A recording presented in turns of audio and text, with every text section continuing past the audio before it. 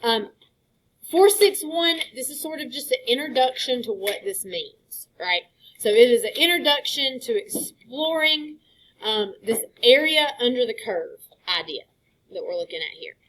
We're not going to have like homework on 6.1. We're just going to look at a few problems to kind of get an idea, and that's going to be developed throughout the whole Unit 6. So you shouldn't understand everything or have it just crystal clear today. Then we have to go into methods of estimation because we have missed 2 entire full weeks of school. And the exam date up there in the corner, I shall not be erasing it and changing it for anything. So that's like 2 weeks just gone, and we were already behind.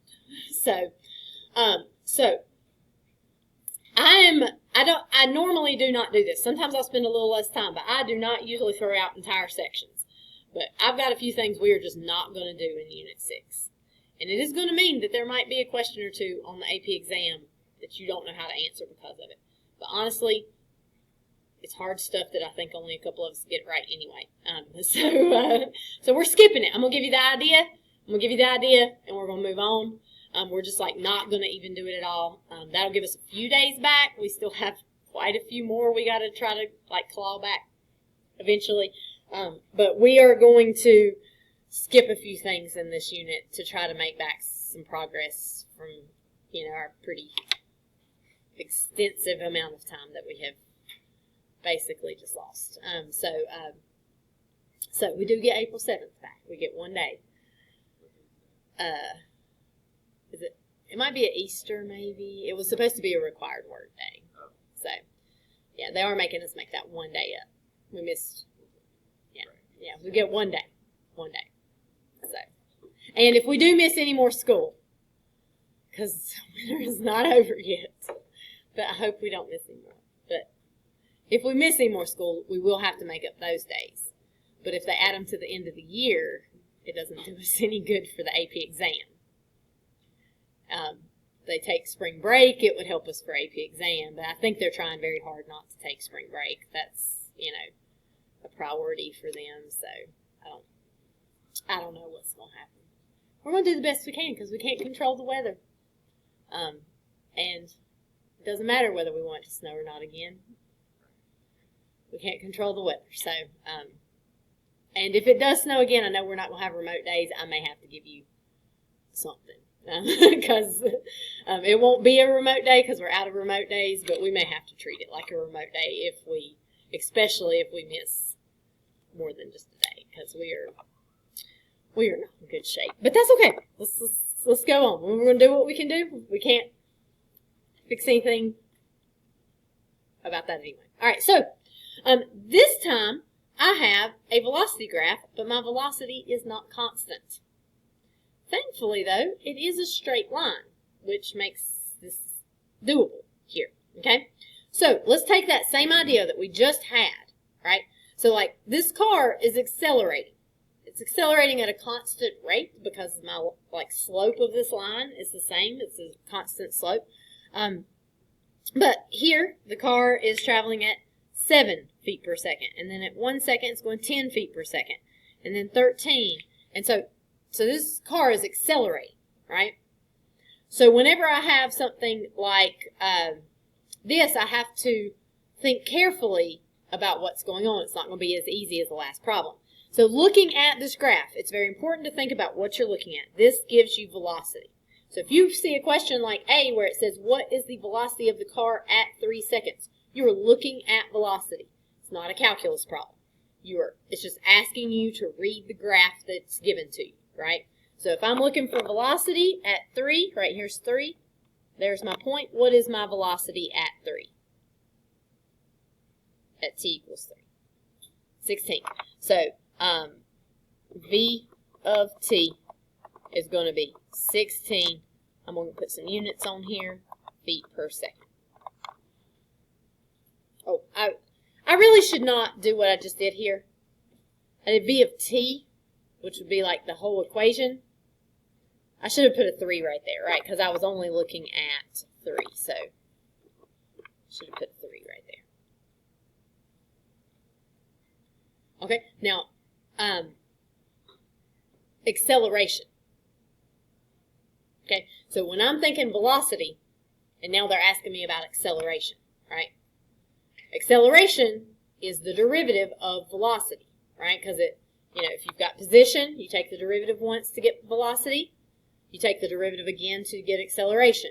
So a derivative is a slope, right? So if I'm looking at the acceleration, I want to see the slope of this graph. Now that may not always be constant, but it is for this graph because we have a straight line, right? So if I'm looking for acceleration, I'm just looking for the slope of this graph. And if you kind of pick a couple points and just look at what's happening, so I'm going to just like pick that next point. This graph is going up 3 and to the right 1. Be careful with your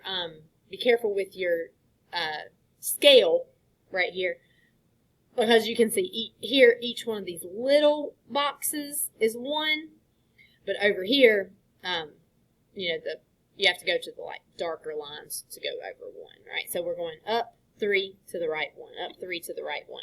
So my acceleration is 3 over 1. If you want to think about units for this, that 3 is in feet per second, right? And then the 1 is in seconds. So I get 3 feet per second, or if you would rather, you can do 3 feet per second squared.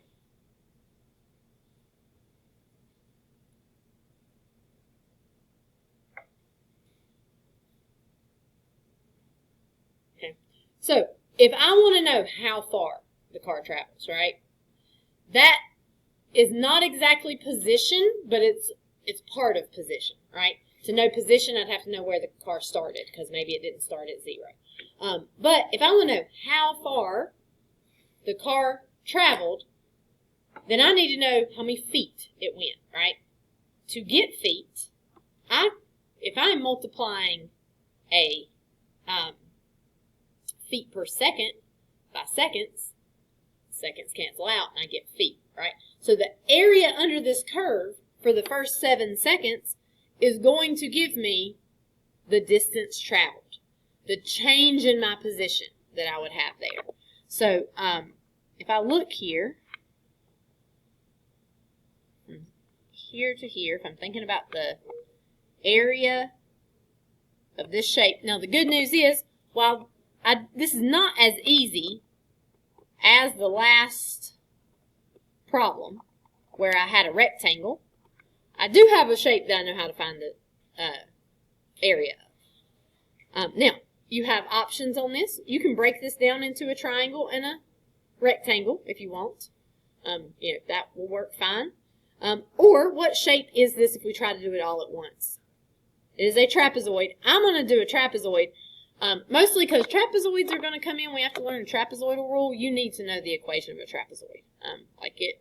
If you don't know the equation of a trapezoid on the AP exam, you're going to have some trouble because they're going to ask you some stuff with trapezoidal rule. So trapezoid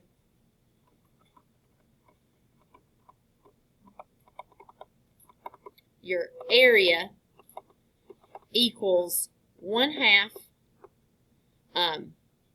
height times base 1 plus base 2.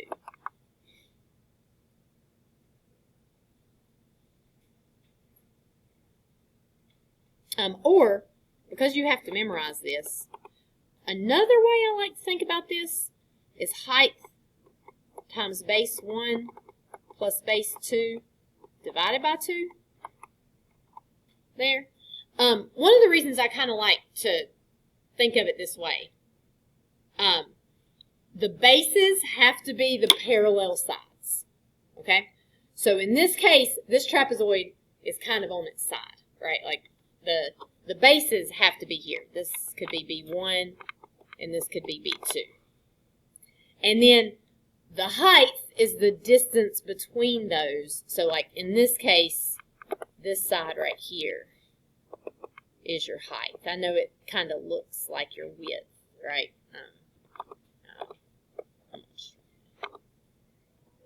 this kind of looks like your width. But you could also think of like turning this trapezoid this way, right? There's B1, B2, and your height. Okay. So when you're finding the area of a trapezoid, what does it do if you take base 1 and base 2 and divide it by 2? If I take two numbers and I add them together and divide it by 2, that's the average, right? So this part right here is the average of the bases times the height. What you're doing is you're saying, you're kind of like, you're basically turning it into a rectangle, right? You're like, oh, B1's short and B2 is long, so what if we like take like halfway right here and we just take the average of the bases times the height? You're basically turning it into a rectangle, right? So instead of, the height is not going to change of that rectangle, right? And if I average the bases, right, that gives me this length right here. And just multiply those two together. I think that's helpful because you will have to have that formula memorized. They will not give it to you. They don't ever give you trapezoidal formula on the exam. So so you will have to have it memorized. That helps me remember this formula right here. So now here B1 is 7. So my area is going to be 7 plus B2 is 28. And then my height is going to be 7. So if we simplify that a little bit here, that's 35 over 2 times 7. Let's just use the calculator on that one. My calculator is dead.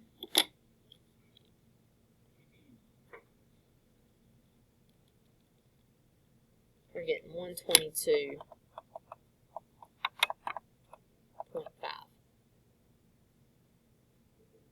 Okay. That is going to be in just feet. If you want, you can do the whole thing with units. 7 is seconds because it's along that x-axis right there, right? This 7 right here is feet per second, and this is feet per second.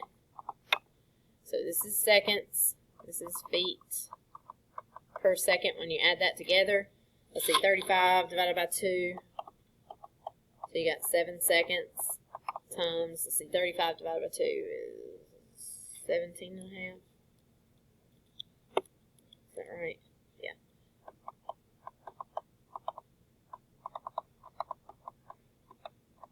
The seconds cancel each other out, giving you the 122.5. So like you could do the whole problem with the units in them if you want, but I don't really expect you to. But if you're having trouble knowing what the answer is for the units, then you can do that. So during this time period, the car travels 122.5 seconds. Okay, does that kind of make sense? What we're looking at. All right, let's keep going. Okay. The graph to the right shows the rate at which the amount of water in a tank changes after t minutes. So this graph is not talking about velocity anymore, but we are looking at the rate of change of the amount of water. It's similar to velocity, right? Because we have a rate right here. So when it says, at what rate is the amount of water in the tank changing at t equals 3 minutes? Okay, what are we going to have to do for that?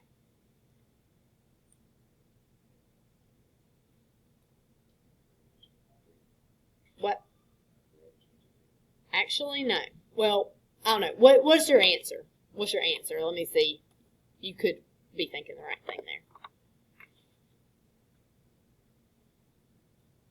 What do you guys think the answer is?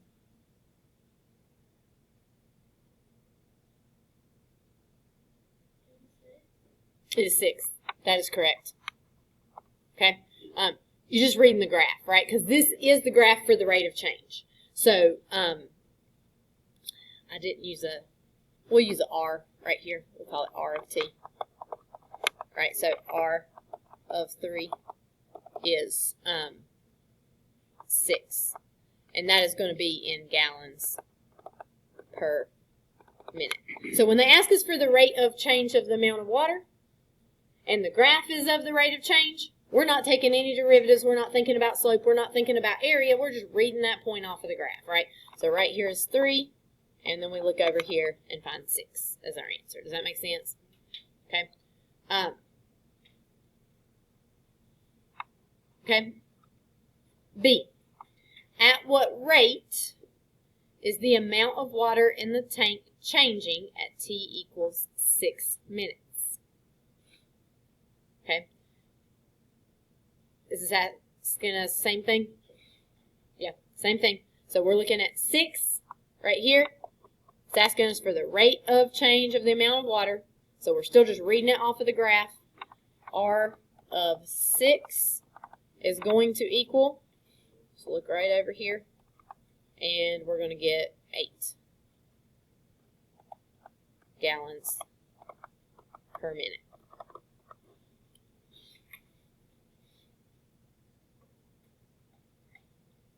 Okay. C, does the amount of water in the tank ever decrease?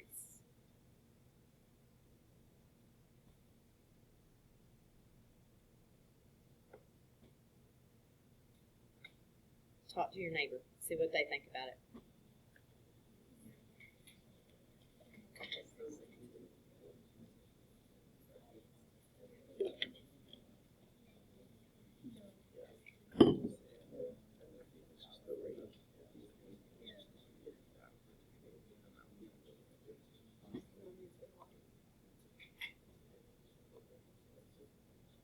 Okay, what are we thinking?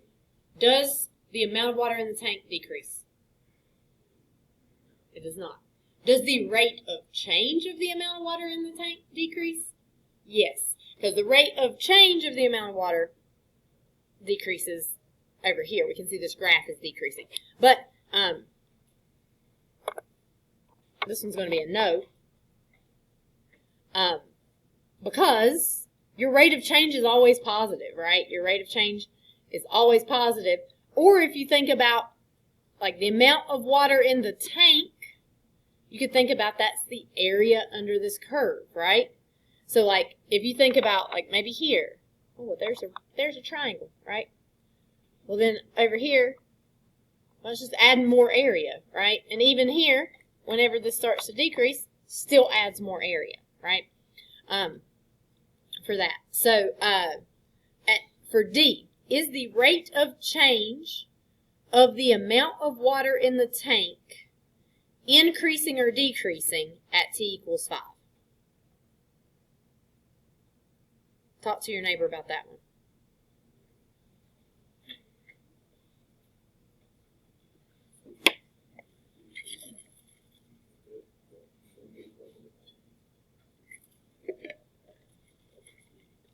What do you guys think?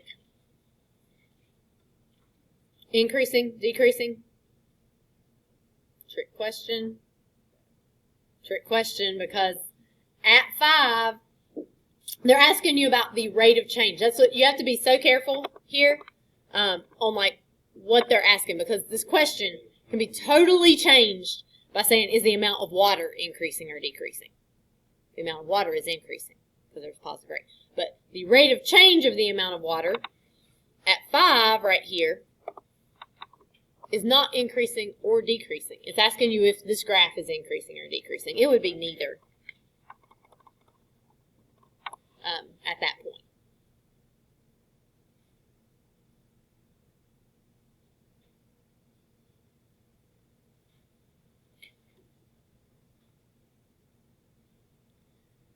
Now, E, this calculus idea that we're getting to, because really everything before here is not, well, actually, these are calculus ideas, but everything before this is not integration. It's not Unit 6, right? How much water was added to the tank over the first 10 minutes? Now here, if we want to know the amount of water, right, then we can take our rate of change and we can find the area under the curve, because when we do that, we'll be like, let's start with this like triangle part right here. I will be doing the area right there will be 1/2 base. The base of this is 4 minutes. And the height of that triangle right there is 8 gallons per minute. Right? And so if I think about my units, minutes cancels with minutes right here. So the answer for this is going to be gallons, which is the amount of water, right? So, 1/2 times 4 is 2, times 8 is going to be 16 gallons. Now that is just for this part right here. So in the first 4 minutes, we have 16 gallons. We just have a rectangle here that's 2 by 8, so there's another 16 gallons. You could do a trapezoid here. It's also fine to do a triangle and a rectangle. So if you do a triangle and a rectangle, this is going to be 4 times 5, so you get 20 gallons here. And then this is going to be 1/2 4 times 3, which will give us 6 gallons right here. That one is 1/2 4 times 3. Then we could just add all those up. 16 plus 16 plus 26 is going to give us 32 plus 26, 58 gallons.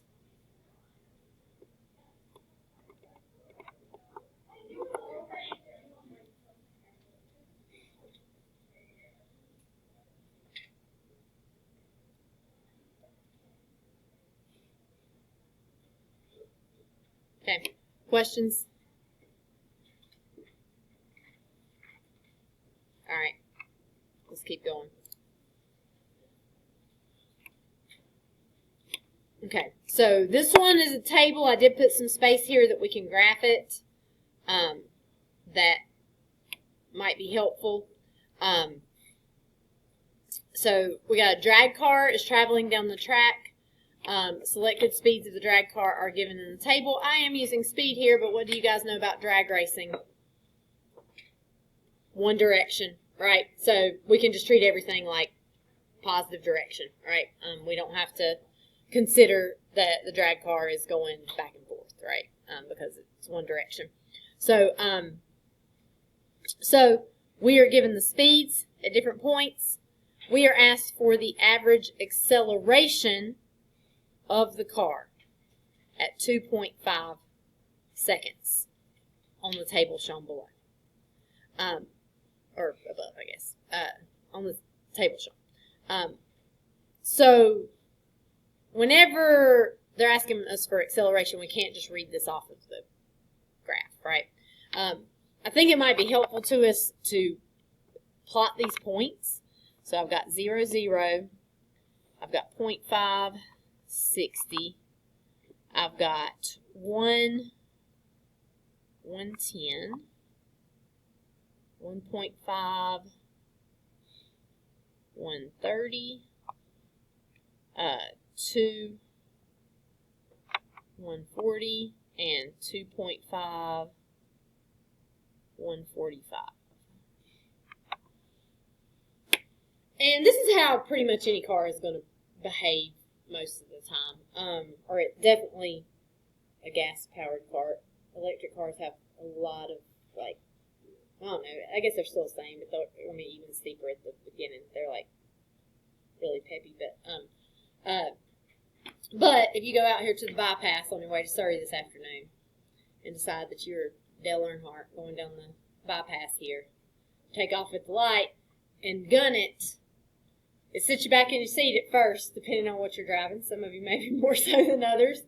But when you get on up to 55 miles an hour, which is as fast as you're going to go, your car's not climbing as quickly, right? It takes a lot longer to get, like, it takes less time to get from 0 to 60 than it would from, like, 60 to 100, right? Which you're not going to do, because that would be irresponsible. But, you know, that's sort of what we see happening here, right? That at those higher speeds, the engine can't accelerate at the same speed. So, does this graph have constant acceleration, like the one that we looked at for the first one? It is not. But it's asking us for acceleration, and it wants average acceleration. Okay? So, we don't usually think about average acceleration as much, but average acceleration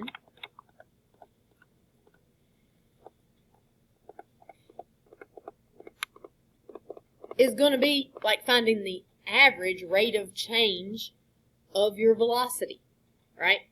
And how do we find average rate of change for any graph that we have? Slope formula over that interval, right? And it wants to know for the 2.5 seconds shown. So from 0 to 2.5 is what it's asking you here. So we can find average acceleration exactly. Because that's like when we talk about finding average speed from here to Winston, right? You went 50 miles in 1 hour. So you were 50 miles per hour. So average acceleration we can find. It is just going to be slope formula here. We got 145 minus 0 over 2.5 minus 0. Those minus zeros are maybe a little unnecessary there. And I'll just use the calculator. We're going to get 58. And what are my units here? Feet per second per second. And if we want, we could include them in the problem, right? This is feet per second as your y coordinate, and then seconds for your x coordinate. So the average acceleration is 58 feet per second per second. That would be like if we drew like this right here would be the slope of this dotted line right here. But if I want to estimate the acceleration of the car at 0.75 seconds, so right here, if I'm thinking about the acceleration of the car right about here, you know, I'm gonna connect the dots here just for the purpose of picturing. We don't know those are the exact points, but we can guess. If I want to estimate that, what would be my best bet? What's going to give me the closest to that acceleration that I can calculate here?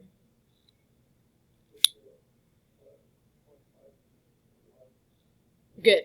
Use this 0.5 and the 1, use the points closest to that point and find the slope there. Because if I take this little section right here, that's not exactly a tangent line, but it's close to being a tangent line, right? So I can just do 110 minus 60 over 1 minus 0.5, which is going to give me 50 over 0.5, which will give me 100 feet per second.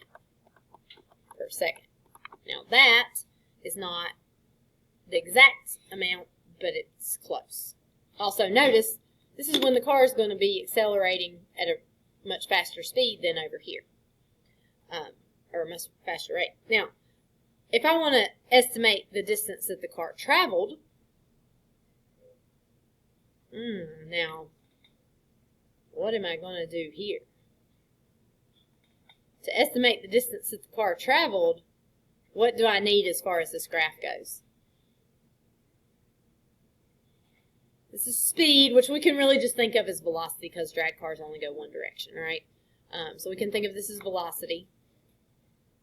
If I want to go back to distance traveled,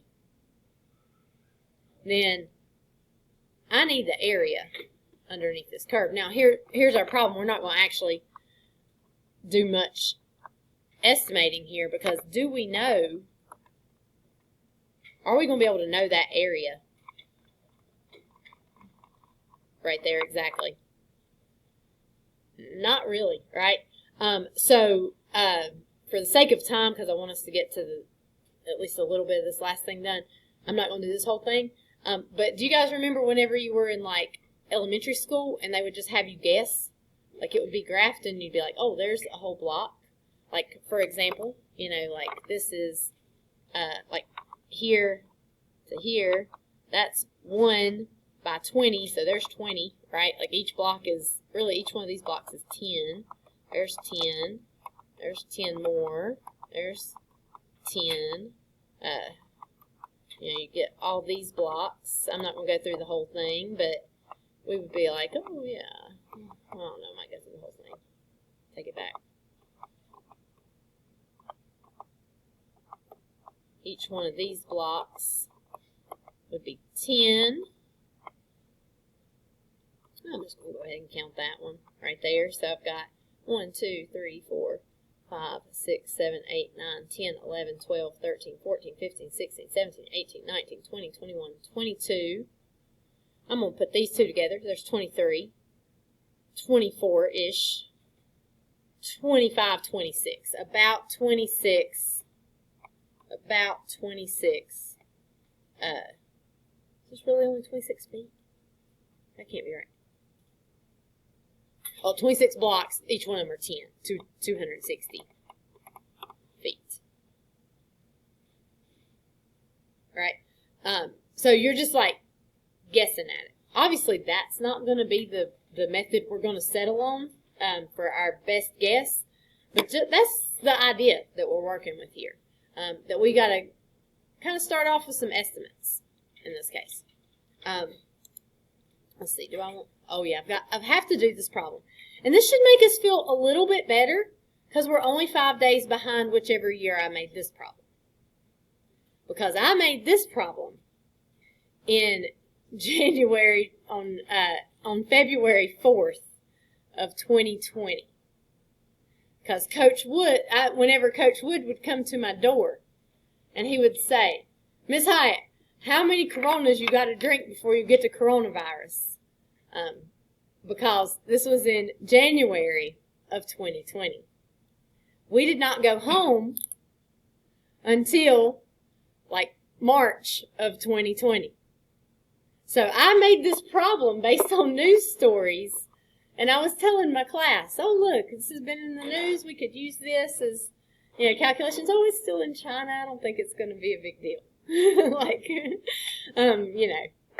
So, I leave this here as a historical landmark because I made this problem before I had any clue what was going to happen here. We were just, you know, just barely started. Little did we know that you guys were going to miss all of the rest of 6th grade, and then pretty much none of middle school was going to be normal after that. So, here, this table shows us the number of deaths per day.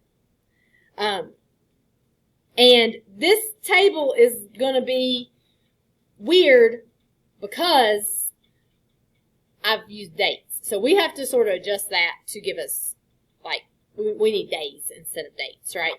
So, since we are using January 23rd would really be our first date here, let's call that 0.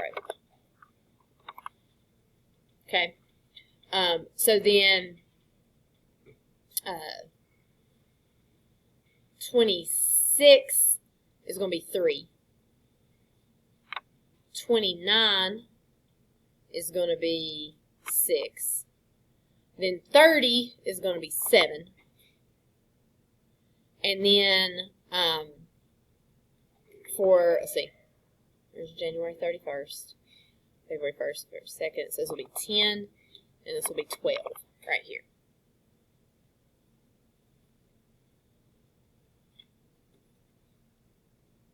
Okay, so if we're asked a question like from January 23rd to the 29th, the number of daily deaths increased at a rate of, right? So 23rd to 29th, I could just do the slope between those 2 points, right? If we're looking for the rate here. we're doing 8. Let's see. We're doing the points 0, 8, and 6, 38. So we have 38 minus 8. This is being measured in deaths per day over 6 minus 0. That's days. So we got 30 over 6, or 5 deaths per day per day.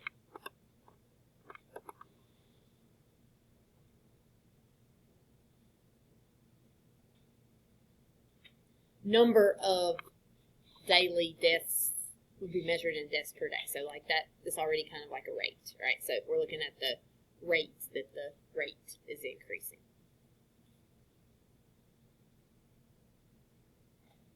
Now, from January 30th to February 4th, we do the same thing again, right? So that would be the point 743 and 1266. So we would have 66 minus 43 over 12 minus 7, and that would give us 23 over 5, which is going to give us 4.6 deaths per day per day.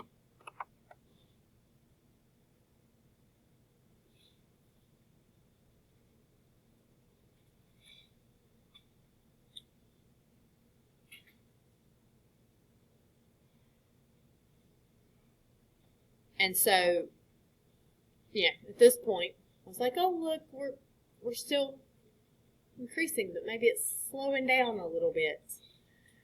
Maybe it's gonna start, back down where we're at least not accelerating so quickly. That was wrong. That was a very, very wrong assumption.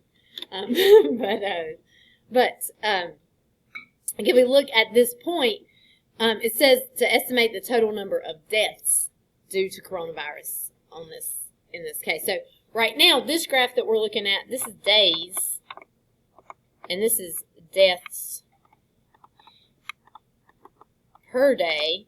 So if I want to know just like total deaths that have happened over this time period, I'm thinking area under the curve again, right? I'm not going to go through and do the whole thing, but if this was graphed, I got 0, 8, I've got 3, I am going to graph it so we can get a picture of what we're looking at. 324, 6, 38, 7, 43, 10, 58, and 12, 66.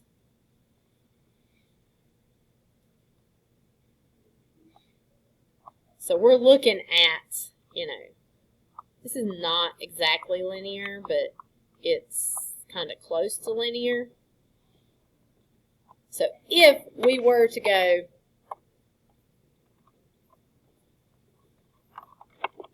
look at this here, then we would get the amount of deaths if we found that area right there. Which, if we estimate, is like, we're doing 12 times 60, and then we're cutting off that part, so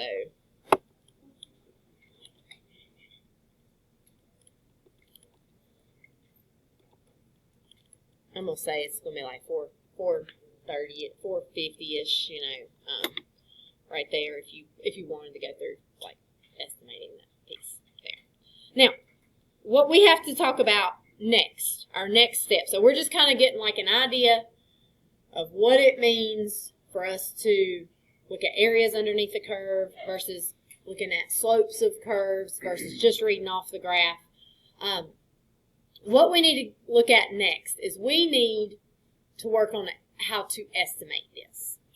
And then, if we had time, we'd take, much like we did with derivatives, we'd take that estimate And then we would make it better and better and better and better by doing a limit as x approaches infinity, and we would learn a limit definition for it. That's the part we're going to skip because we don't have time. And then we would get to a rule that will work every time exactly, right? But estimation is important. I can't skip estimation. It also gives us like an idea of the picture of what's happening, like where this calculus is being developed. Plus, they're going to ask us tons of questions on those. Like, it's going to be on the AP exam that you have to do these estimations. So we cannot skip estimation. But we are going to look at that. So